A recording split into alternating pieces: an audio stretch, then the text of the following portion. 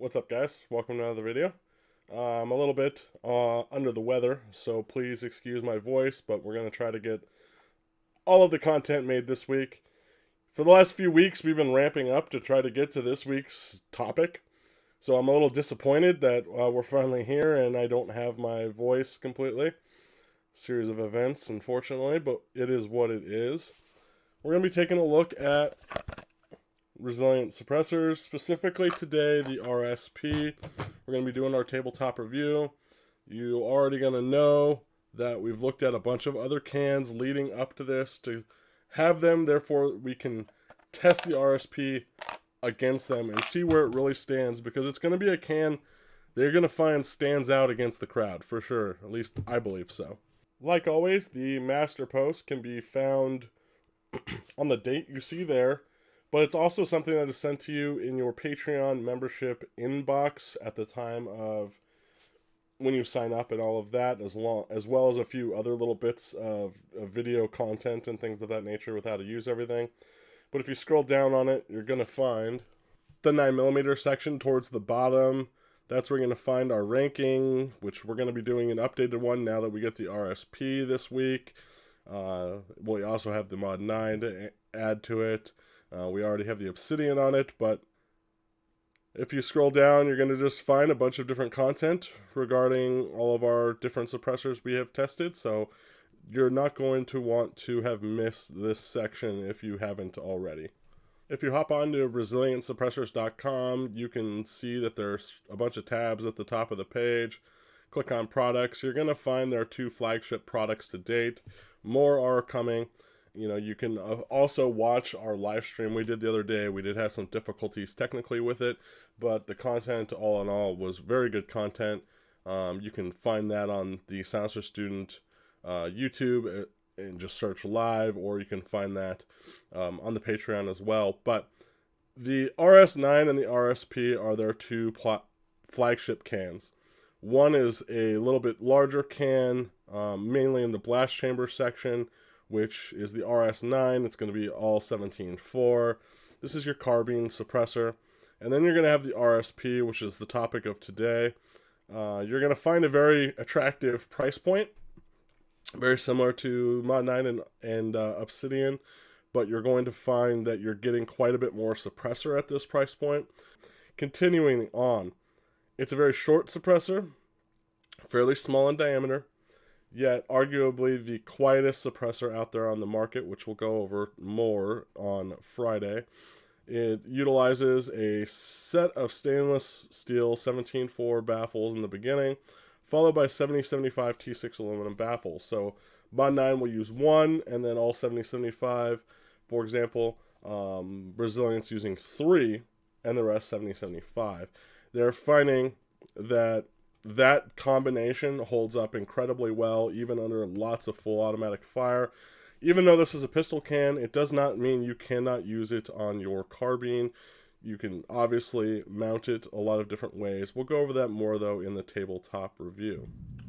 Oops, P.S. There are a couple things I did forget to mention, and that is, what do you do if you want to hook it up to a carbine? Well, no problem there.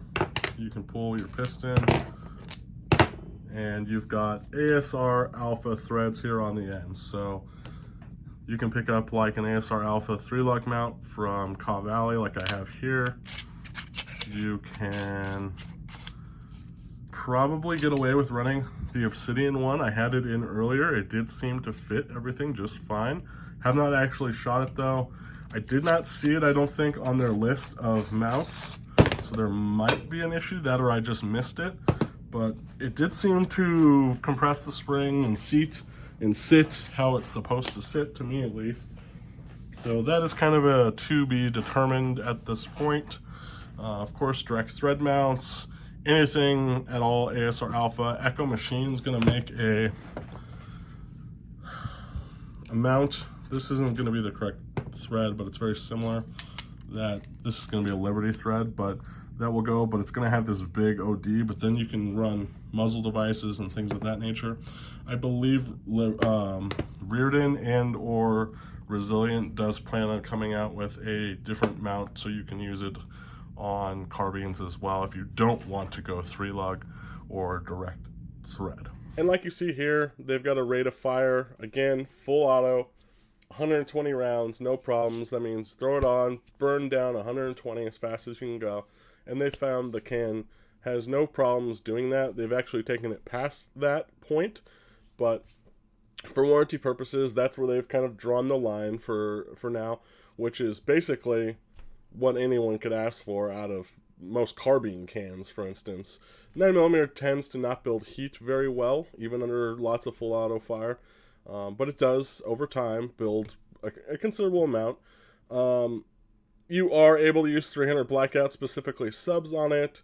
Nothing under 8-inch barrel that they have here.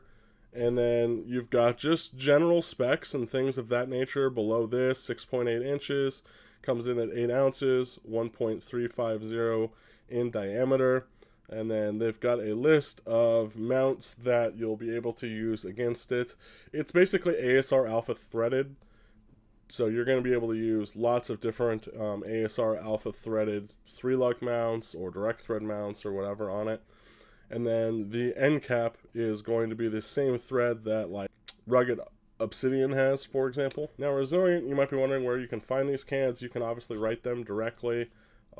You can use at the top here their dealer locator to find any dealers that might have them by putting in your information. But then on top of that, you can find them now from here on out in the next coming months, probably a lot more often, because there's some stuff in the works that should hopefully put them in the hands of a lot more places as well as the business scales up more and more. So you're going to be looking for these to basically, start hitting stores, I think. So we'll see what kind of happens here. But that basically wraps up, a little bit of the background on it. If you want to watch that live stream, it's in 2 parts, part 1, and then a part 2, because we had a little bit of, again, difficulties there. But we answer really the vast majority of the questions I think you guys could have about them, and go into a little bit of their background, in the future and all of that. So do check that out if you want more information. And from here, we can probably now pivot into our actual tabletop review and break down the cans and see what they do. So this is the RSP, Resilient Suppressors pistol. You're going to have a 17.4 housing coupled to a 7075 T6 aluminum tube. No different than like you're going to have with the Obsidian, which is going to be all an aluminum tube. More similar to anything like the Mod 9, which is going to have 17.4 with aluminum. No big deal there at all, really. You're going to be quite a bit smaller in diameter. It's going to be a little bit hard to tell on camera, but you're a touch smaller than your 1375 cans at 1350. The big difference is going to be length. So you go and you put like your Mod 9 or your Obsidians here, and you compare. You're well short of both of these. So we are 6.8 inches in length. So they're managing to do quite a bit with a very short can that is fairly small.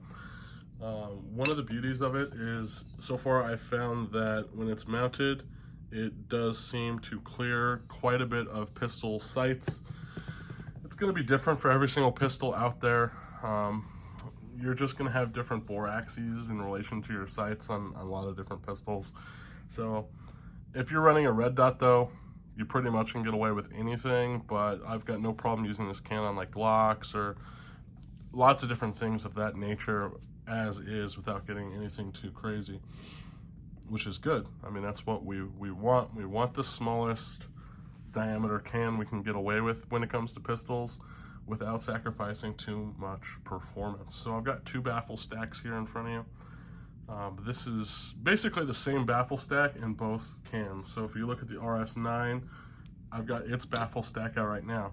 All 17.4, where you're gonna have 17.4 mixed with 7075 T6 aluminum on the RSP's baffle stack, including an aluminum end cap. So basically everything from the booster back, that's going to be your 17.4 plus your first 3 cones.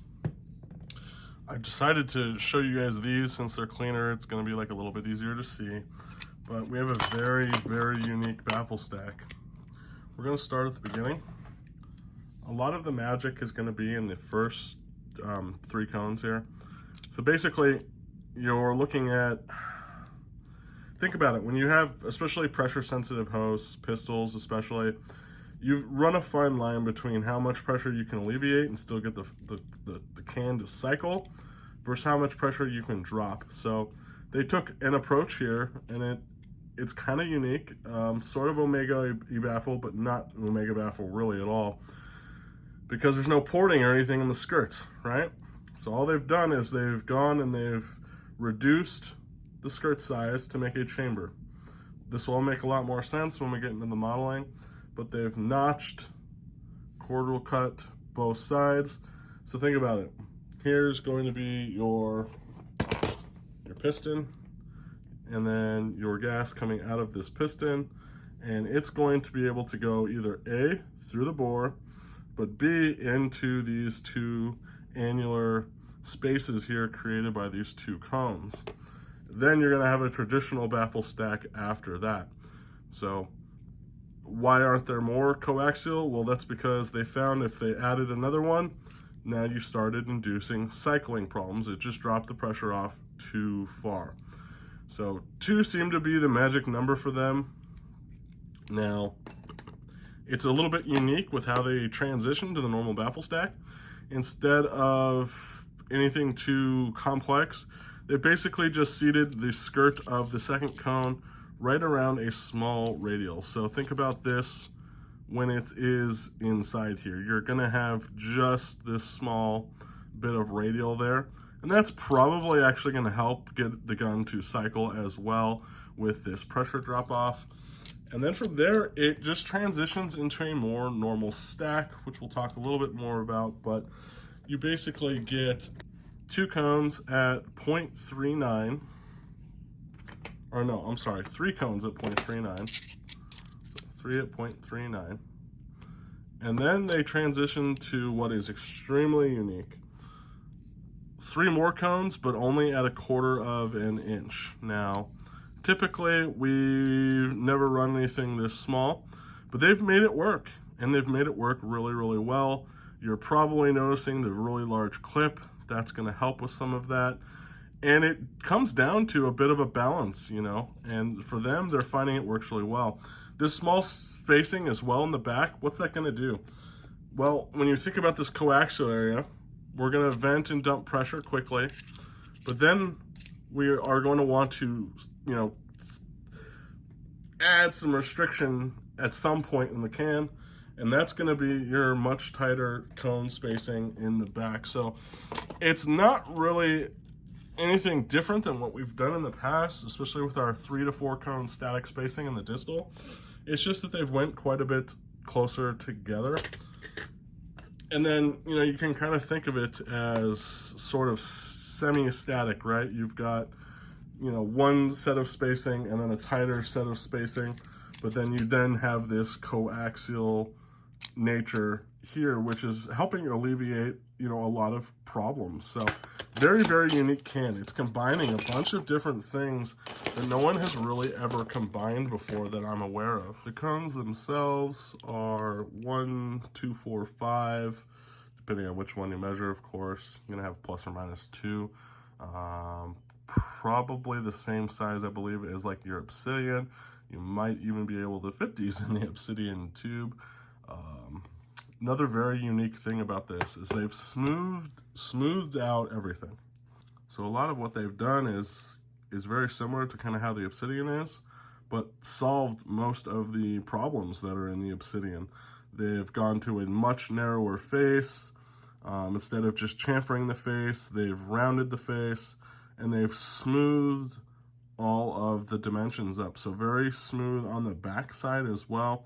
Everything just kind of flowing right over with very little obstruction, unlike the Obsidian where it's got the big wide tip, lots of sharp angles and things of that nature. So similar in clip size though. I know it kind of appears like the clip on this thing is really big, and it kind of is because it's a little bit wider and it's a touch deeper, but it's not like outside the realm of what has been done before. If you're curious on that, you're about 260 plus or minus, and then if I remember right, the depth, I'm coming up with about 284, so probably about 285 to the bottom of where the ball end mill goes. So if you want to look on the backside though, it does make a pretty big keyhole shape there, and that is a little bit different than what we are used to. If you look at like your Obsidian, I mean it's there, but it's not quite as big. And we're finding lots of different things in clipping, and just how much clipping probably needs to be bigger than what we've always thought in the past. We've been doing a lot bigger clips in a lot of our rifle cans and even some of our pistol cans, and they're on kind of the same pathway here. The baffles themselves, very lightweight, yet very durable still, they're finding. Like I said, they've done a lot of testing on durability and been able to shed some weight, shed some more weight, shed some more weight, and continue testing to really find that spot where it's just too much. You know, aluminum, we can only go so far, but we're finding probably the target on these is probably about 30 thou, and that's about where they are. If you guys want to see a weight on a cone, this is one of the 0.39 skirt ones, and it comes in at 0.182 ounces. You get into one of the 250s, you're at 0.155. Your coaxial stack, this comes apart, but I'm not gonna, I mean, I can just easily snap it apart, but your 3 little setup there's 1.361. So how do they all fit together? They just have little alignment notches, nothing too crazy at all. It's pretty much impossible to fuck up. You know, I guess you could try to do it like that, but it would make it crooked enough that it wouldn't fit inside the tube. All you have to do is clips a line, notch, bam, like that. Everything goes in, slides in the stack, all lined. Put your end cap on. Nothing's going to spin out of alignment because of these, right? Once there's some pressure on here, they're all going to be held together. Nothing can come out of alignment. So a simple solution to a problem. When you have slid the stack in, you're going to have, again, a fairly narrow-faced first cone. Sorry about that, I bumped the camera. You can hopefully see there the areas where we do vent. Now, by not venting the whole stack, we do keep some of that pressure up again to help cycling, as well as keep some of the complexity out of doing weird things with the shoulders and things of that nature. A lot of the magic in this guy is just a bunch of little details coupled together. You know, again, the coaxial stuff, smoothing everything out, adjusting the clip size, the stack spacing, but then there was a last little bit of magic as well, and that's going to be in the relationship with the piston. The piston is extremely unique. If we compare it to your standard kind of silencer co rugged style piston, you're going to find that it is dramatically smaller, and a lot of that has to do with what their goal was. So think about this for a second. It's the same diameter as basically a barrel once it's thread on. So this gas is going to come out of the end of your pistol. It's going to stay restricted in this piston and be forced through the spiral cut holes. And because the piston's also such a small diameter, when it's in your housing, look how much space you have around this also, okay? Now your spring, gotta have a spring of course, but even that, your piston floats in between the springs, so lots of room in here. So there's a bunch of different little things going on. You know, your typical piston spring relationship is going to be where the spring literally rides on the body of the piston typically there's quite a bit of friction on it and things of that nature. In this scenario, we have none of those things at all. Overall, piston's extremely short. If you look closely, which we will here in a bit, there is a little bit of a narrowing going on at the end, and it's just an extremely unique setup. I mean, look at the weight difference. This thing is going to be 0.768. I know I don't have the camera at the right angle, but this cam lock piston, which is basically a rugged piston, 0.998. So this is also part of the way they've managed to save quite a bit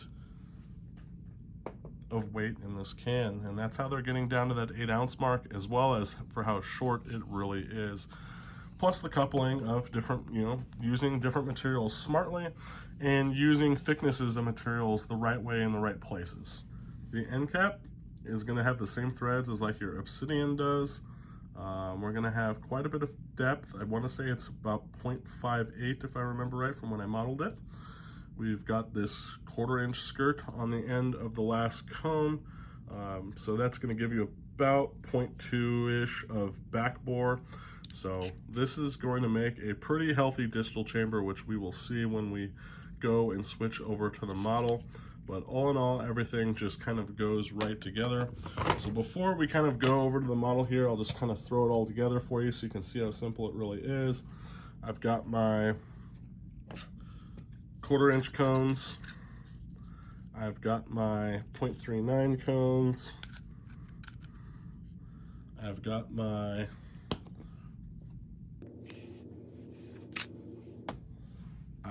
rest of my baffle stack, which I've already got together, but let's go ahead and break it apart anyway. Broke apart just fine, even though it's got plenty of rounds on it. We put that guy on there. That's our transitional cone. One more there. One more there. One thing I do want to say before we go away, you are going to probably want to get a dowel of some sort that can rest on the outer edge here, because if you plan on pressing these out quite often, you are going to run into some carbon and stuff building up on the inside of the tube. So you will have, these having to kind of scrape that away. You can also soak it in Dawn dish soap before you disassemble. That typically helps. But you're probably going to want to do regular maintenance on it. There's always going to be trade-offs to a little bit more of a significant performing design a lot of times. We don't want to have to add anything to the outside of here. It would end up getting rid of some of that performance, as well as making it quite a bit harder to manufacture. But I have spoken to them about maybe offering a dowel of some sort to help press out the baffles for those who might be less familiar with that kind of thing.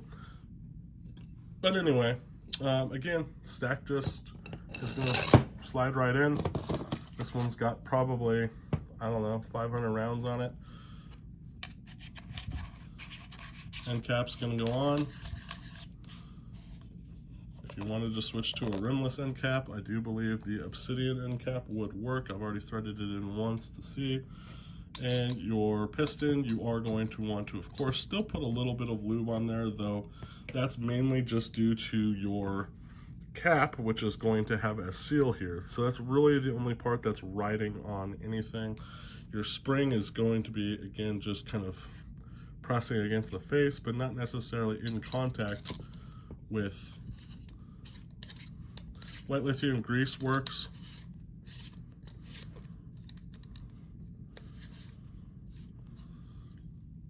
White lithium grease works. You can see the seal just kind of getting started over there. They do have a tool just for doing this.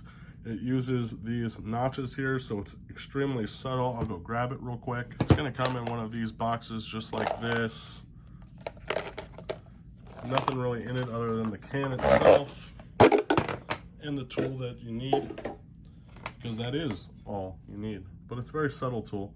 It just fits on the end here, just like that. See how it's flush? And you just spin it by hand. I've had this thing apart probably no less than 10 times maybe, and I've yet to have any issues just doing this on and off by hand. Same with our end cap here. You want to make sure you do have them lined up. Look for it to be flush, just like that. but just hand tightened is really all of it needs. Nothing too crazy at all. So that is the Resilient Suppressors RSP, and we can now switch over to our modeling and look at it in a little bit more depth. Alright, so let's get to modeling here. First up, we already talked about basically the different cones and such, but we're made up of two pieces, remember? So we've got a tube, which is going to be this guy right here. We've got a blast chamber section, which I've already got modeled with our piston and such in. And then, of course, if you look down to the right, we have a baffle stack. And then, of course, there's an end cap as well.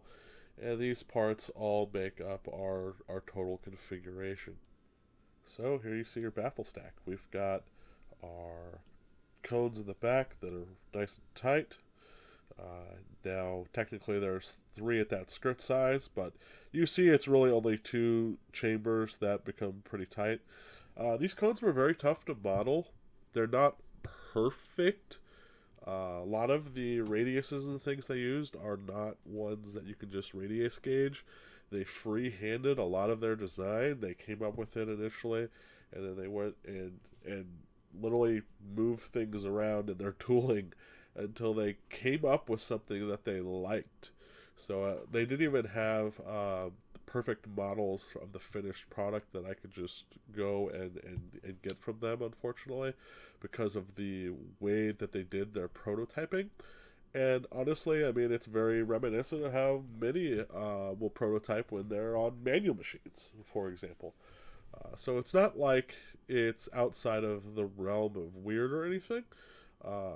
You come up with an idea, and then you tweak it, and you tweak it, and you tweak it, and sometimes your final product is different than what you originally started off with. But anyway, my point, though, being is we've got these tight chambers in the back, and that's where we're going to get the most restriction from, is these two right here. After that, we've got our 0.39 chambers right here, total of 3 of them. And then you see our 5.5, and then we've got our coaxial area. So this will make a lot more sense when we get a tube and an end cap on it, how it all kind of comes together here in just a second.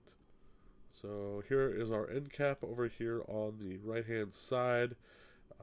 So just imagine this end cap being on the end here, which we'll do right now just by scrolling up, and there you have it. You can see we've got quite a bit of distal on this guy. I did ask if that was intentional or just kind of what they ended up with. And they were like, well, we wanted a decent amount of distal, but the exact amount wasn't like super scientific or anything like that. It was just kind of in the realm of the ballpark and what we had left over after we had moved around things inside the stack as much as possible. So there is a possibility that some of this could even go away and have a even shorter can. But then you do have to remember that the shorter we make it, the closer the muzzle is to the shooter, and that is a source of noise as well. So where we're at right now is already pretty darn short, but I would expect a K-can probably in their future at some point, just based off what I'm seeing here. Very, very possible to probably shorten this up and still get some really great performance. So that speaks even more, I think, for the design as it sits right now. What else? You probably want to know about how big these chambers are. So let's go right here to the base of here. We're about 1.43-ish, so split that in half. You're, about 6/10, a little over 6/10 of an inch for each one of these coaxial chambers. Now you're going to be able to see what I was talking about earlier, where at least on the first 2 cones here after the blast baffle, your inside here is pretty narrow, and you're not really you're getting some restriction here, right? You're getting not a full-faced radial, so you still can't consider it like a normal radial, as normally a normal radial would still have its bottom part of its radius flare out a little bit more. But the cone is still definitely putting in work. It absolutely is. We're just sacrificing some for the outer coaxial area. So you can see kind of how this lays out. With a 2D dimension, you can't see the notches, but I will get a little bit more into that here in a second. So now we've put the stack inside of a tube, so you can kind of see what the finished product looks like without its blast chamber and piston and all that stuff. So let's talk about the stack. Let's see. You know what? When we go to the next picture, we'll talk about the flow of the stack, but here you at least get a little bit of an idea of how it all looks. And now we'll talk about the blast chamber section. So this squiggly thing down here, that's going to represent our spring. So just imagine a coiled up spring. I put the little slats there so you can understand that, you know, it's winding and it's vented. And then we've put it inside of our housing, which is directly above here. If we scroll in a little bit here, we're going to have a much better look at what we've got going on. So here we have it with the baffles and the stack removed. Okay. I'm not sure why that's not white. It should be, but I must not have hit save after the last one, but now it is fixed. So there we go. White represents our piston. This hatch pattern represents our spring. This unsolid pattern here represents the cage that is inside of the housing that everything sits in. And then this colorful pattern is our outer tube, our outer housing that everything is held together by, right? It all comes as 1, 2, 3, 4 pieces plus your cap. Okay? So let's start with, I don't know, the outer housing, I guess. So on the inside, because the body tapers down to the shooter, the inside has to do the same. Okay? Now they've got a piece that is pressed in here, and that is going to let the piston sit inside of it. So it is taking up very little mass. It's not like an Obsidian or a Mod 9 where it's like all the way back here, taking up all kinds of room or everything. They went very minimal with it. Like I said, the piston is very small in relations to the spring, so it's not touching at all.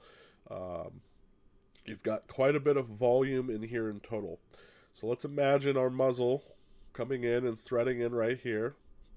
Let's imagine our gas coming out. It's going to stay fairly compacted. Okay, it's going to stay under quite a bit of pressure because of how small in diameter this inner bore is. That's going to help force some of it out through the holes in a spiral fashion into our blast chamber area. Now the end of the piston, it is closed down, sort of like a muzzle brake, right, would. So we're going to get some narrowing here before our first baffle as well. So this is all going to play a little bit of a part in this entire story like we've already talked about. But now you can kind of see how it all works. Not to mention that the overall footprint of it is so short that it leads to a shorter overall length of the can. And that's another probably really important part to factor in here. How are they able to get the cone count they do? How are they able to get the overall length that they do? Well, part of that is because the piston is so short that they can make the housing so short. We lose in a lot of traditional cans a lot of our can to just the booster problem that a pistol can has to have. And here you have it fully assembled. So our blast chamber portion has now been installed to our tube. We have a joint right here that is put together, and now that joint is put together permanently. So do not go and try to take it apart there. It is a permanent joint. You can basically just see the entire layout. 6.8 inches, 1350D. You get an idea of where everything sits. Now, do notice one thing about the piston to first cone relationship. It is unlike Obsidian and Mod 9. It is more in line with what we've been finding, where our CGS piston non-berry tip can is doing the best. Well, that's similar to what we have here. About 0.15 to 0.2-ish. I think I came out to about 1.8 if I remember right, off the tip of the piston exactly, which would put you about 0.15 off the actual like housing part roughly. What else? You probably want to know a little bit about how the can actually flows, so we could probably do that. So let's think about this for a second. Bullet comes out. Supersonic gases are going to be behind it, even if we're shooting subs. Gases can still be traveling supersonic, at least initially. They're initially going to get forced into this area here, and that's going to be our first big pressure dump. And then the majority of it is going to do this number, and it is going to go out the bore, of course, because that is, no matter what we think, the path of least resistance. But it can't all go that way. So a lot of it is going to go into our coaxial area, which, if you remember right, part of these shoulders here are going to be cut away, allowing entrance into this area on both sides. So imagine these as porous. Okay? So we are going to pressurize into this area like this. There is no escape. There is nowhere for that gas to go, so it's only going to take and hold and store so much before the pressure in this area is relatively equal to the pressure in this area and continues out the bore. Our clips are going to do what they are meant to do, which is help push gas off the center line. We're a little bit narrow here in our first two cones, so we don't have a ton of volume in them. And then, but we've dumped a lot of pressure. Right? We're talking 9mm. It doesn't generate a ton of gas in the first place. It doesn't generate a ton of pressure in the first place, even when you're shooting supers. And then we get into a more traditional baffle stack, right? So we've got cones that are, at least the first one, right in line with where I typically start. I'll start my first baffle on my 9mm cans somewhere between like 0.55 and 0.6.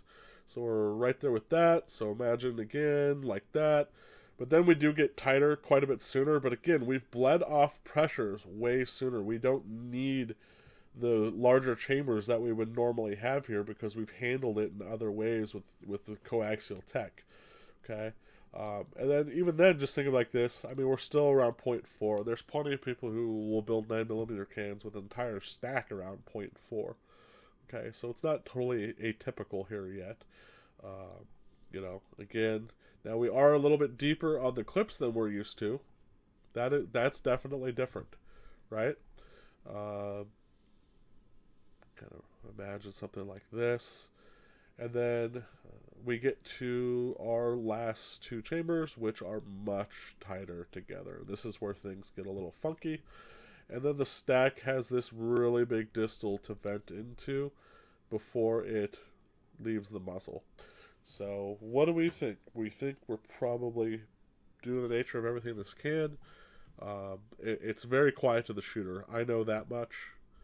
We'll see what it does at the muzzle for bystanders. I'm not 100% sure on that quite yet. But I do, because I only remember the testing we did at DDC on the pulse was at ear. I don't remember seeing any muzzle numbers. So yeah, that's to be determined. Now it is fairly small diameter. It's fairly short, so our muzzle numbers might be a little bit on the higher side, especially with these really big clips. That's almost certainly going to contribute to it. Because remember those big keyholes we had, right? So it is going to allow a decent amount to bypass everything and go out the end here. So we might see a little bit higher muzzle numbers, but we're also going to probably, hopefully, therefore see and have seen quite a bit lower at ear numbers with that very low pressure situation. Because again, we're shooting these mainly on semi-automatics or fully automatics for that matter. If we're some carbines, or you lucky fellows with Glock switches, giggle switches. So all to be determined on Friday. We will see how she meters then. We'll get the full scope and picture of everything. So before we go, we'll take a look at how it kind of stacks up to a bunch of different cans that we've done. You've got our non-buried tip Psycho piston. So You'll notice non-berry tip, regular piston, can. I think I call this N. I forget what I call it. I've got the abbreviations. You've got the same can but with CGS pistons, so N CGS. You've got the buried tip, so pocket cone buried tip dash CGS. You've got our just pocket cone buried tip with our Silencer Co style piston, rugged piston, whatever you want to call it. You've got Mod 9, Obsidian,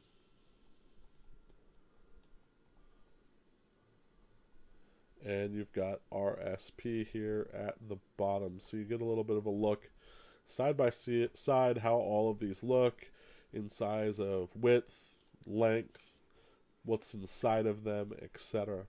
You're going to notice a lot of similarities, and you're going to notice some things that aren't similar. Yet the results, I believe, when we look at all of these, some might be pretty different. And more than likely, the RSP is going to stand out probably the most out of all of them, I think. So we'll talk a little bit more about these on meter day in our intro portion.